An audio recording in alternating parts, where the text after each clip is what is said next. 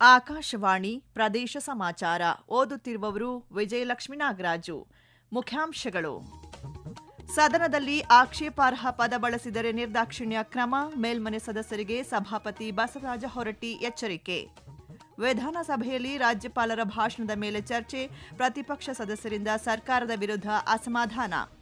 ಹಳ್ಳಿಗಳ ಜನರು ಆರ್ಥಿಕವಾಗಿ ರಾಜಕೀಯವಾಗಿ ಸ್ವಾವಲಂಬಿಗಳಾಗಬೇಕು, ಮುಖ್ಯಮಂತ್ರಿ ಸಿದ್ದರಾಮಯ್ಯ ಕರೆ. ಹಾಗೂ ಕೊಪ್ಪಳದಲ್ಲಿ ಕಿಮ್ಸ್ ಆಡಳಿತಾಧಿಕಾರಿ ನಿವಾಸದ ಮೇಲೆ ಲೋಕಾಯುಕ್ತ ದಾಳಿ, ದಾಖಲೆಗಳ ಪರಿಶೀಲನೆ. ಸದನದಲ್ಲಿ ಆಕ್ಷೇಪಾರ್ಹ ಮತ್ತು ಅವಮಾನಕರ ಮಾತುಗಳನ್ನು ಆಡಿದರೆ ಹಾಗೂ ಪದಗಳನ್ನು ಉಲ್ಲೇಖಿಸಿದರೆ ನಿರ್ದಾಕ್ಷಿಣ್ಯ ಕ್ರಮ ಕೈಗೊಳ್ಳಲಾಗುವುದು ಎಂದು ಸಭಾಪತಿ ಬಸವರಾಜ ಹೊರಟ್ಟಿ ಎಚ್ಚರಿಕೆ ನೀಡಿದ್ದಾರೆ. ಮೇಲ್ಮನೆಯಲ್ಲಿಂದು ಕಲಾಪ ಆರಂಭವಾಗುತ್ತಿದ್ದಂತೆಯೇ ವಿಪಕ್ಷ ನಾಯಕ ಛಲವಾದಿ ನಾರಾಯಣಸ್ವಾಮಿ ವಿಷಯ ಪ್ರಸ್ತಾಪಿಸಿ, ಸದಸ್ಯರಾದ ಬಿಕೆ ಹರಿಪ್ರಸಾದ್ ಮಾತುಗಳಿಂದ ಸದನಕ್ಕೆ ನೋವಾಗಿದ್ದು ಅವರನ್ನು ಅಮಾನತು ಮಾಡಬೇಕು ಎಂದು ಆಗ್ರಹಿಸಿದರು. ಈ ವೇಳೆ ಸಭಾಪತಿ ಮಧ್ಯಪ್ರವೇಶಿಸಿ, ಸದನದಲ್ಲಿ ಈ ರೀತಿಯ ಘಟನೆಗಳು ಸಂಭವಿಸಬಾರದು, ಕಾರ್ಯಕಲಾಪಕ್ಕೆ ಅವಕಾಶ ನೀಡಿ ಎಂದು ಸದನಕ್ಕೆ ಸೂಚಿಸಿದರು. ಬಳಿಕ ಎತ್ತಿನಹೊಳೆ ಸಮಗ್ರ ಕುಡಿಯುವ ನೀರಿನ ಯೋಜನೆಯ ಅನುಷ್ಠಾನ ಸೇರಿದಂತೆ 2 ಪ್ರಮುಖ ಲೆಕ್ಕ ಪರಿಶೋಧನಾ ವರದಿಗಳನ್ನು ಮೇಲ್ಮನೆಯಲ್ಲಿ ಮಂಡನೆ ಮಾಡಲಾಯಿತು. ಸಭಾನಾಯಕ ಎನ್ಎಸ್ ಬೋಸರಾಜ್ ಎತ್ತಿನಹೊಳೆ ಸಮಗ್ರ ಕುಡಿಯುವ ನೀರಿನ ಯೋಜನೆಯ ಅನುಷ್ಠಾನದ ಮೇಲಿನ ಕಾರ್ಯನಿರ್ವಹಣಾ ಲೆಕ್ಕ ಪರಿಶೋಧನಾ ವರದಿ ಮಂಡಿಸಿದರು. ವಿಧಾನಸಭೆ ಕಲಾಪದಲ್ಲಿಂದು ರಾಜ್ಯಪಾಲರ ಭಾಷಣದ ವಂದನಾ ನಿರ್ಣಯದ ಮೇಲೆ ಚರ್ಚೆ ನಡೆಯುತ್ತಿದೆ. ಈ ನಡುವೆ ಸಭಾಧ್ಯಕ್ಷ ಯುಟಿ ಖಾದರ್ ಸದನದಲ್ಲಿ ಹುತಾತ್ಮರಿಗೆ ಗೌರವ ಸಲ್ಲಿಸುವ ನಿರ್ಣಯ ಮಂಡಿಸಿದರು. ಬಳಿಕ ಸದಸ್ಯರು ಹುತಾತ್ಮರ ದಿನಾಚರಣೆ ಅಂಗವಾಗಿ 1 ನಿಮಿಷ ಮೌನಾಚರಣೆ ಮಾಡುವ ಮೂಲಕ ಗೌರವ ಸಲ್ಲಿಸಿದರು. ಬಿಜೆಪಿಯ ಎಸ್ ಸುರೇಶ್ ಕುಮಾರ್ ರಾಜ್ಯಪಾಲರ ಭಾಷಣದ ಮೇಲೆ ಚರ್ಚೆ ನಡೆಸಿ ಸರ್ಕಾರದ ವೈಫಲ್ಯಗಳನ್ನು ಸದನದ ಮುಂದೆ ತೆರೆದಿಟ್ಟಿದ್ದಾರೆ.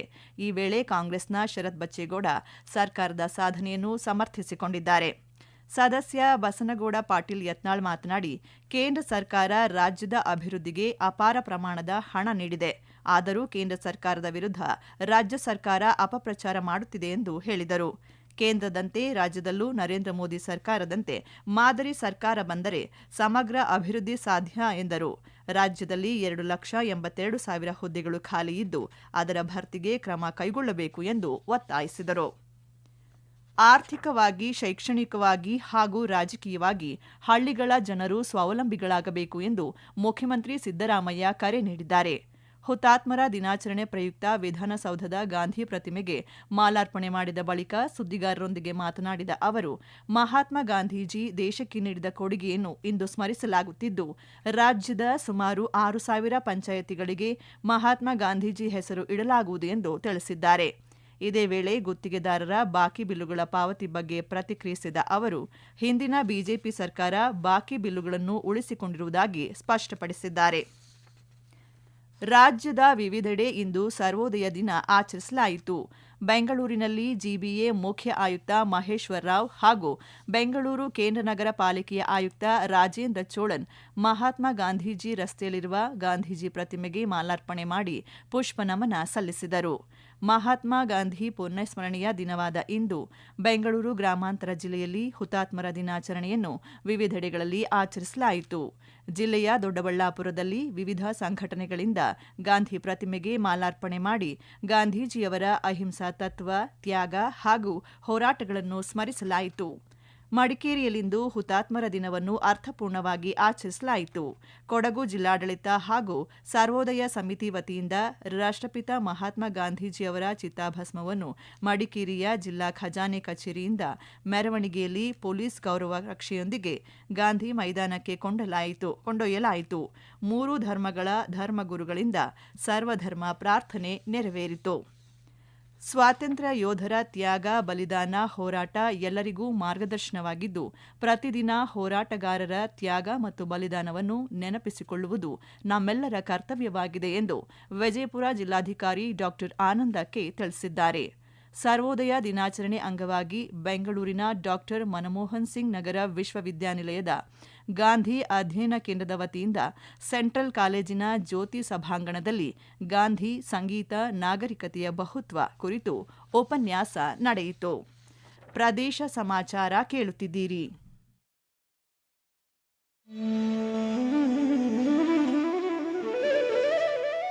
ನಿಮಗೆ ವರದಿಗಾರಿಕೆಯ ಕೌಶಲ್ಯವಿದೆಯೇ? ನೀವು ಸುದ್ದಿಯ ವಾಸನೆ ಗ್ರಹಿಸಬಲ್ಲಿರಾ? ಹಾಗಿದ್ದರೆ ಆಕಾಶವಾಣಿಯ ಪ್ರಾದೇಶಿಕ ಸುದ್ದಿ ವಿಭಾಗಕ್ಕೆ ಸೇರಿಕೊಳ್ಳುವ ಅವಕಾಶ ಇಲ್ಲಿದೆ.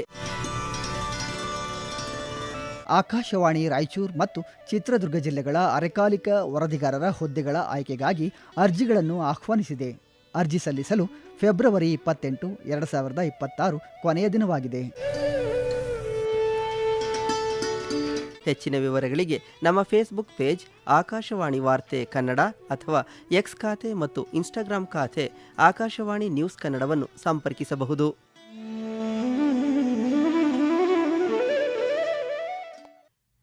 ಅಕ್ರಮ ಆಸ್ತಿ ಗಳಿಕೆ ಆರೋಪಕ್ಕೆ ಸಂಬಂಧಿಸಿದಂತೆ ಕರ್ನಾಟಕ ವೈದ್ಯಕೀಯ ವಿಜ್ಞಾನ ಸಂಸ್ಥೆ ಕಿಮ್ಸ್ ಆಡಳಿತಾಧಿಕಾರಿಗೆ ಸಂಬಂಧಿಸಿದ ಹಲವು ಸ್ಥಳಗಳಲ್ಲಿ ಇಂದು ಲೋಕಾಯುಕ್ತ ಅಧಿಕಾರಿಗಳು ದಾಳಿ ನಡೆಸಿದ್ದಾರೆ. ಕೊಪ್ಪಳ ಜಿಲ್ಲೆಯ 6 ಸ್ಥಳಗಳಲ್ಲಿ ಏಕಕಾಲದಲ್ಲಿ ದಾಳಿ ನಡೆದಿದ್ದು, ಅಧಿಕಾರಿಗಳು ಆಸ್ತಿ ಮತ್ತು ಹಣಕಾಸಿನ ದಾಖಲೆಗಳನ್ನು ಪರಿಶೀಲಿಸುತ್ತಿದ್ದಾರೆ. ಕೊಪ್ಪಳ ಲೋಕಾಯುಕ್ತ ಉಪ ಪೊಲೀಸ್ ವರಿಷ್ಠಾಧಿಕಾರಿ ಲೋಕೇಶ್ ನೇತೃತ್ವದಲ್ಲಿ ನಡೆದ ದಾಳಿಯಲ್ಲಿ 30ಕ್ಕೂ ಅಧಿಕಾರಿಗಳು ಭಾಗಿಯಾಗಿದ್ದಾರೆ. ಕೇಂದ್ರ ಸರ್ಕಾರ ಬಜೆಟ್ನಲ್ಲಿ ರಾಜ್ಯಕ್ಕೆ ಮಲತಾಯಿ ಧೋರಣೆ ತೋರುತ್ತಿದೆ ಎಂದು ಉಪಮುಖ್ಯಮಂತ್ರಿ ಡಿಕೆ ಶಿವಕುಮಾರ್ ಆರೋಪಿಸಿದ್ದಾರೆ.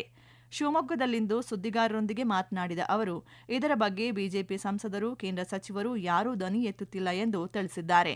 ಇದೇ ವೇಳೆ ನರೇಗಾ ರಹಿತ ಯೋಜನೆಯಿಂದ ಯಾರಿಗೂ ಅನುಕೂಲವಿಲ್ಲ ಎಂದು ಹೇಳಿದ್ದಾರೆ. ಶಿವಮೊಗ್ಗ ಜಿಲ್ಲೆಯಲ್ಲಿ ಮಂಗನ ಕಾಯಿಲೆಯಿಂದ ಸಾವನ್ನಪ್ಪುತ್ತಿರುವವರಿಗೆ ಸರ್ಕಾರದಿಂದ ಪರಿಹಾರ ನೀಡುವ ಬಗ್ಗೆ ಪರಿಶೀಲಿಸಲಾಗುವುದು ಎಂದು ಸ್ಪಷ್ಟಪಡಿಸಿದ್ದಾರೆ. ಮಂಗಳೂರು ಸಮೀಪದ ಗುರುಪುರದಲ್ಲಿ ಕಲಾಸೌಧ ನಿರ್ಮಾಣಕ್ಕಾಗಿ 0.5 ಎಕರೆ ಜಾಗವನ್ನು ಮಂಜೂರು ಮಾಡಲಾಗಿದೆ ಎಂದು ದಕ್ಷಿಣ ಕನ್ನಡ ಜಿಲ್ಲಾ ಉಸ್ತುವಾರಿ ಸಚಿವ ದಿನೇಶ್ ಗುಂಡೂರಾವ್ ತಿಳಿಸಿದ್ದಾರೆ. ದಕ್ಷಿಣ ಕನ್ನಡ ಜಿಲ್ಲಾ ಸಾಹಿತ್ಯ ಪರಿಷತ್ತು ಮಂಗಳೂರು ತಾಲೂಕು ಘಟಕಕ್ಕೆ ಸಭಾಂಗಣ, ಕಚೇರಿ ನಿರ್ಮಾಣದ ಉದ್ದೇಶಕ್ಕೆ ಈ ಜಮೀನು ಮಂಜೂರು ಮಾಡಲಾಗಿದೆ. ಮಂಜೂರಾದ ಜಮೀನನ್ನು ಪರಭಾರೆ ಮಾಡುವುದು, ನಿಶ್ಚಿತವಾದ ಉದ್ದೇಶಕ್ಕೆ ಮಾತ್ರ ಬಳಕೆ ಮಾಡಬೇಕು ಸೇರಿದಂತೆ ಹಲವು ನಿಯಮ ರೂಪಿಸಿ ಮಂಜೂರು ಮಾಡಲಾಗಿದೆ. ಕಟ್ಟಡ ನಿರ್ಮಾಣಕ್ಕೂ ಸರ್ಕಾರ ಹಣಕಾಸಿನ ನೆರವು ನೀಡಲಾಗುವುದು ಎಂದು ಸಚಿವರು ಭರವಸೆ ನೀಡಿದ್ದಾರೆ. 5,50,00,000 ರೂಪಾಯಿ ವೆಚ್ಚದಲ್ಲಿ ಮಂಡ್ಯ ನಗರದ ಸರ್ ಎಂ ವಿಶ್ವೇಶ್ವರಯ್ಯ ಒಳಾಂಗಣ ಕ್ರೀಡಾಂಗಣದ ಆವರಣದಲ್ಲಿ ಕನ್ನಡ ಭವನ ನಿರ್ಮಾಣಕ್ಕೆ ಕೃಷಿ ಹಾಗೂ ಜಿಲ್ಲಾ ಉಸ್ತುವಾರಿ ಸಚಿವ ಎನ್ ಚಲುವರಾಯಸ್ವಾಮಿ ಶಂಕುಸ್ಥಾಪನೆ ನೆರವೇರಿಸಿದರು. ಈ ಸಂದರ್ಭದಲ್ಲಿ ಮಾತನಾಡಿದ ಅವರು, ಕನ್ನಡದ ಐಕ್ಯತೆಯ ದ್ಯೋತಕವಾಗಿ ನಮ್ಮ ಸಾಹಿತ್ಯ, ಸಂಸ್ಕೃತಿ, ಪರಂಪರೆಯನ್ನು ಬಿಂಬಿಸುವ ಹಾಗೂ ನಾಡು ನುಡಿಯ ಬಗೆಗಿನ ಅಭಿಮಾನವನ್ನು ಜನರ ಮನದಲ್ಲಿ ಮೂಡಿಸುವ ನಿಟ್ಟಿನಲ್ಲಿ ಕನ್ನಡ ಭವನ ನಿರ್ಮಿಸುವ ಉದ್ದೇಶಕ್ಕಾಗಿ ಜಾಗವನ್ನು ಗುರುತಿಸಲಾಗಿದೆ ಎಂದು ಹೇಳಿದ್ದಾರೆ. ಈ ಸಂದರ್ಭದಲ್ಲಿ ಶಾಸಕರಾದ ರವಿಕುಮಾರ್, ದರ್ಶನ್ ಪುಟ್ಟಣ್ಣಯ್ಯ, ಜಿಲ್ಲಾಧಿಕಾರಿ ಡಾ ಕುಮಾರ್ ಸೇರಿದಂತೆ ಹಲವು ಗಣ್ಯರು ಉಪಸ್ಥಿತರಿದ್ದರು. ಆಯುಷ್ಮಾನ್ ಭಾರತ್ ಯೋಜನೆಯಡಿ ನೋಂದಣಿಯಾದ ಆಸ್ಪತ್ರೆಗಳಲ್ಲಿ ರೋಗಿಗಳಿಗೆ ಯೋಜನೆಯಡಿ ಚಿಕಿತ್ಸೆ ನಿರಾಕರಿಸುವಂತಿಲ್ಲ ಎಂದು ದಕ್ಷಿಣ ಕನ್ನಡ ಜಿಲ್ಲಾ ಆರೋಗ್ಯ ಮತ್ತು ಕುಟುಂಬ ಕಲ್ಯಾಣಾಧಿಕಾರಿ ಡಾ ಎಚ್.ಆರ್. ತಿಮ್ಮಯ್ಯ ತಿಳಿಸಿದ್ದಾರೆ. ಈ ಬಗ್ಗೆ ಆಸ್ಪತ್ರೆಗಳಿಗೆ ಪತ್ರ ಬರೆಯಲಾಗಿದೆ ಎಂದು ಅವರು ಹೇಳಿದ್ದಾರೆ. ಮಂಗಳೂರಿನಲ್ಲಿಂದು ಸುದ್ದಿಗಾರರೊಂದಿಗೆ ಮಾತನಾಡಿದ ಅವರು, ಆಸ್ಪತ್ರೆಗೆ ತೆರಳಿದಾಗ ಆಯುಷ್ಮಾನ್ ಕಾರ್ಡ್ ಅಗತ್ಯವಿಲ್ಲ, ಪಡಿತರ ಚೀಟಿ, ಆಧಾರ್ ಕಾರ್ಡ್, ಆಧಾರ್ ಲಿಂಕ್ ಆಗಿರುವ ಮೊಬೈಲ್ ಫೋನ್ ಇದ್ದರೆ ಸಾಕು ಎಂದು ಮಾಹಿತಿ ನೀಡಿದ್ದಾರೆ. ಜಿಲ್ಲೆಯಲ್ಲಿ ಎನ್ಎಚ್ಎಂ ಅಡಿಯಲ್ಲಿ ಕಾರ್ಯನಿರ್ವಹಿಸುತ್ತಿರುವ ಎಲ್ಲಾ ನೌಕರರ 3 ತಿಂಗಳ ಬಾಕಿ ವೇತನ ಒಟ್ಟು 9,67,00,000 ರೂಪಾಯಿ ಬಿಡುಗಡೆಗೊಂಡಿದೆ ಎಂದು ತಿಳಿಸಿದ್ದಾರೆ. ಕೋಲಾರ ನಗರದ ಪ್ರಾದೇಶಿಕ ಸಾರಿಗೆ ಅಧಿಕಾರಿಗಳ ಕಚೇರಿಯಲ್ಲಿ ಜಿಲ್ಲಾ ಕಾನೂನು ಸೇವೆಗಳ ಪ್ರಾಧಿಕಾರದ ಸಹಯೋಗದಲ್ಲಿ ರಾಷ್ಟ್ರೀಯ ರಸ್ತೆ ಸುರಕ್ಷತಾ ಸಪ್ತಾಹ ಅಂಗವಾಗಿ ರಸ್ತೆ ಸುರಕ್ಷತಾ ಜಾಗೃತಿ ಕಾರ್ಯಕ್ರಮ ಹಮ್ಮಿಕೊಳ್ಳಲಾಗಿತ್ತು. ಕಾನೂನು ಸೇವೆಗಳ ಪ್ರಾಧಿಕಾರದ ಸದಸ್ಯ ಕಾರ್ಯದರ್ಶಿ ನ್ಯಾಯಾಧೀಶ ಆರ್ ನಟೇಶ್ ಮಾತನಾಡಿ, ದ್ವಿಚಕ್ರ ವಾಹನ ಸವಾರರು ಕಡ್ಡಾಯವಾಗಿ ಹೆಲ್ಮೆಟ್ ಧರಿಸಿ ಜೀವ ರಕ್ಷಿಸಿಕೊಳ್ಳಬೇಕು. 4 ಚಕ್ರ ವಾಹನ ಸವಾರರು ಚಾಲನೆಯ ವೇಳೆ ಸೀಟ್ ಬೆಲ್ಟ್ ಧರಿಸುವುದು ಕಡ್ಡಾಯ ಎಂದು ತಿಳಿಸಿದ್ದಾರೆ. ಕರ್ನಾಟಕ, ಗೋವಾ, ಮಹಾರಾಷ್ಟ್ರ ಸೇರಿದಂತೆ ಲಕ್ಷಾಂತರ ಭಕ್ತರ ಆರಾಧ್ಯ ದೇವತೆ ಸವದತ್ತಿಯ ಯಲ್ಲಮ್ಮನ ಗುಡ್ಡದಲ್ಲಿ ಬನದ ಹುಣ್ಣಿಮೆಯನ್ನು ಯಶಸ್ವಿಗೊಳಿಸಲು ಅಭಿವೃದ್ಧಿ ಪ್ರಾಧಿಕಾರ ಸಕಲ ಸೌಲಭ್ಯಗಳೊಂದಿಗೆ ಸಜ್ಜಾಗಿದೆ. ಕೊನೆಯಲ್ಲಿ ಮತ್ತೊಮ್ಮೆ ಮುಖ್ಯಾಂಶಗಳು. ಸದನದಲ್ಲಿ ಆಕ್ಷೇಪಾರ್ಹ ಪದ ಬಳಸಿದರೆ ನಿರ್ದಾಕ್ಷಿಣ್ಯ ಕ್ರಮ, ಮೇಲ್ಮನೆ ಸದಸ್ಯರಿಗೆ ಸಭಾಪತಿ ಬಸವರಾಜ ಹೊರಟ್ಟಿ ಎಚ್ಚರಿಕೆ. ವಿಧಾನಸಭೆಯಲ್ಲಿ ರಾಜ್ಯಪಾಲರ ಭಾಷಣದ ಮೇಲೆ ಚರ್ಚೆ, ಪ್ರತಿಪಕ್ಷ ಸದಸ್ಯರಿಂದ ಸರ್ಕಾರದ ವಿರುದ್ಧ ಅಸಮಾಧಾನ. ಹಳ್ಳಿಗಳ ಜನರು ಆರ್ಥಿಕವಾಗಿ, ರಾಜಕೀಯವಾಗಿ ಸ್ವಾವಲಂಬಿಗಳಾಗಬೇಕು, ಮುಖ್ಯಮಂತ್ರಿ ಸಿದ್ದರಾಮಯ್ಯ ಕರೆ. ಹಾಗೂ ಕೊಪ್ಪಳದಲ್ಲಿ ಕಿಮ್ಸ್ ಆಡಳಿತಾಧಿಕಾರಿ ನಿವಾಸದ ಮೇಲೆ ಲೋಕಾಯುಕ್ತ ದಾಳಿ, ದಾಖಲೆಗಳ ಪರಿಶೀಲನೆ. ಇಲ್ಲಿಗೆ ಪ್ರದೇಶ ಸಮಾಚಾರ ಮುಗಿಯಿತು. ನಮ್ಮ ಮುಂದಿನ ವಾರ್ತಾ ಪ್ರಸಾರ ಸಂಜೆ 6:40ಕ್ಕೆ.